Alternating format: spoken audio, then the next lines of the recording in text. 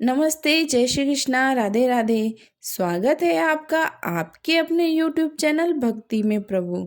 तो आज हम सुनेंगे वट सावित्री की व्रत की कथा। वट सावित्री का व्रत ज्येष्ठ माह के कृष्ण पक्ष की अमावस्या को आता है। इसे वट पूर्णिमा के नाम से भी जाना जाता है। इस दिन सभी सुहागिन स्त्रियां अपने पति की लंबी आयु के लिए उपवास रखती है और वट वृक्ष की विधि विधान से पूजा करती है। तो चलिए शुरू करते हैं वट सावित्री की व्रत की कथा। मध्य देश में अश्वपति नाम के राजा राज्य करते थे। वह बड़े ही धर्मात्मा व्यक्ति थे, किंतु उनके कोई संतान नहीं थी। राजा ने संतान प्राप्ति के लिए यज्ञ करवाया, जिसके शुभ परिणाम के बाद उनके घर में एक सुंदर कन्या का जन्म हुआ। उसका नाम सावित्री रखा गया। जब धीरे धीरे सावित्री बड़ी होने लगी तो वह बहुत ही गुणवान और रूपवान हो गई, किंतु योग्य वर न मिलने की वजह से राजा अश्वपति बहुत दुखी थे। तब उन्होंने सावित्री से कहा कि तुम स्वयं ही अपने लिए वर खोज लो। सावित्री अपने पिता की आज्ञा का पालन करती हुई वन में भटकने लगी। वहां साल्व देश के राजा धूमसेन रहते थे। उनका राज्य शत्रुओं ने छीन लिया था। उनके पुत्र सत्यवान को देखकर सावित्री ने अपने पति के रूप में वरण कर लिया। जब यह बात नारद मुनि को पता चली तो वह राजा अश्वपति के पास पहुंच गए और बोले कि आपकी पुत्री ने जिस वर को पसंद किया है वह बहुत ही गुणवान है, धर्मात्मा है, बलवान है, किंतु वह अल्पायु है। 1 वर्ष बाद ही उसकी मृत्यु हो जाएगी। नारद मुनि की यह बात सुनकर राजा अश्वपति चिंता में डूब गए। सावित्री ने इस चिंता का कारण पूछा तो राजा बोले, जिस राजकुमार को तुमने वर के रूप में चुना है वह अल्पायु है। तुम्हें किसी और को अपना जीवन साथी चुनना चाहिए।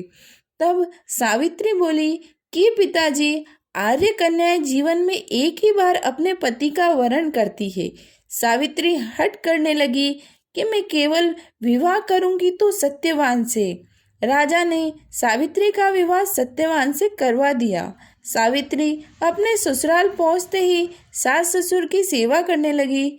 नारद मुनि ने सावित्री को पहले ही सत्यवान की मृत्यु के दिन के बारे में बता दिया था।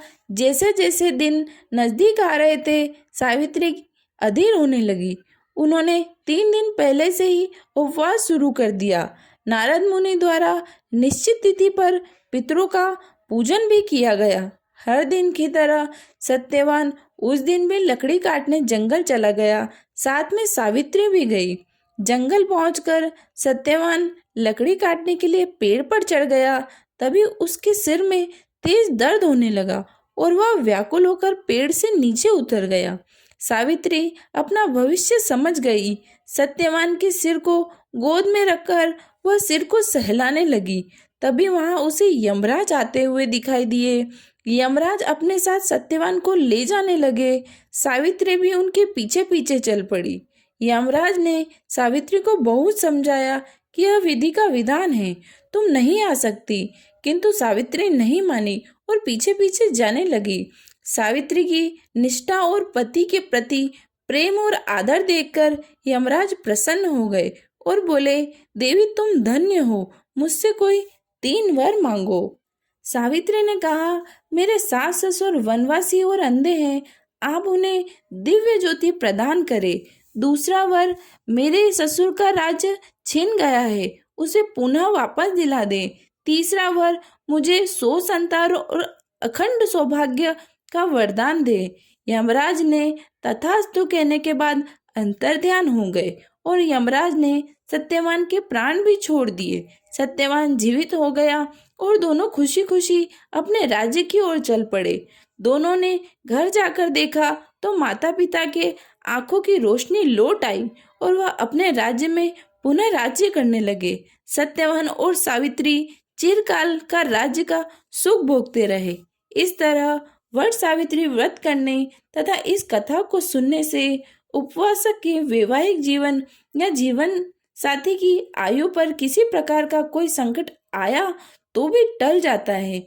जो भी मेरी माताएं और बहनें इस कथा को सुन रही हो, मेरी ईश्वर से प्रार्थना है कि उनकी सुहाग की लंबी आयु हो, अखंड सौभाग्यवती रहे, सुखी रहे। अगर आपको मेरी वीडियो अच्छी लगती हो तो प्लीज़ लाइक करें, सब्सक्राइब करें, शेयर करें और कमेंट करके ज़रूर बताएं कैसी लगी। जय श्री कृष्णा, राधे राधे।